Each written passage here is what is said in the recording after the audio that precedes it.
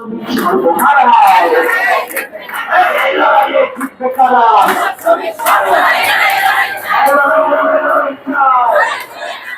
মাসের বেতন পাই না, বোনাস পাই না, ছুটির টাকা পাই না, কিছু পাই না।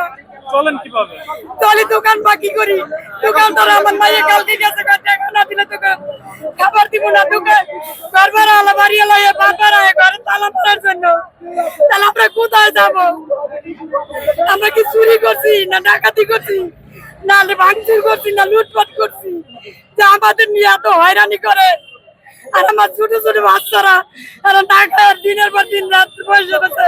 কিন্তু টিএনজেড যে সমাধান সেটি 27 তারিখ সন্ধ্যা 6টা 6:30 পর্যন্ত ব্যাংকের যা কিছু আছে নিংড়িয়ে নিয়ে সেখান থেকে মাত্র 1,05,00,000 টাকা ম্যানেজ হয়েছে।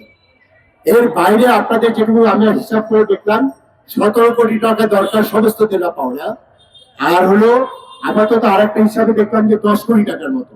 এখন যে জিনিসটা হয়েছে যে ঠিক এই মুহূর্তে তারা পাবেন, তারা প্রতিশ্রুতি দিয়েছিল যে 27 তারিখ আজকে মধ্যে 29 তারিখের মধ্যে 4টার মধ্যে যদি তারা ব্যাংকের বেতন থেকে ওখান থেকে যদি দিতে পারে তাহলে সমাধান হবে। না হলে তারা ফ্যাক্টরির মেশিনপত্র বিক্রি করে আপনাদের এই বেতনের ব্যবস্থা করবে। আমি 2 ব্যাংকের ম্যানেজার সহ তাদেরকে এখানে নিয়ে এসেছিলাম।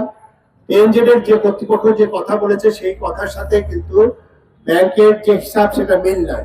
অর্থাৎ ঠিক এই মুহূর্তে ব্যাংক থেকে কোনো সাপোর্ট দেওয়া যাচ্ছে না। আপনার আজকে যদি আমরা চেক দেই সেই চেক তো ব্যাংকে আর আপনার এটা ক্যাশ করা যাবে না। এই কারণে নগদে আমরা 3 কোটি টাকার ব্যবস্থা করেছি। এই 3 কোটি টাকা সমহারে আপনাদের কোথায় যত শেষ হয়ে গেছে এটা আমরা আপাতত আপনাদের যাত্রার জন্য আমরা এটা আমরা দিয়ে দেবো। আপাতত মেশিন পত্র বিক্রি করে মালিকের যে প্রতিনিধি আছে শাহিন সাহেব সহ আমাদের হেফাজতে আছে, সেখানে বসে আপনার এই মেশিন বিক্রি করে আপনাদের পরিশোধ করা হবে।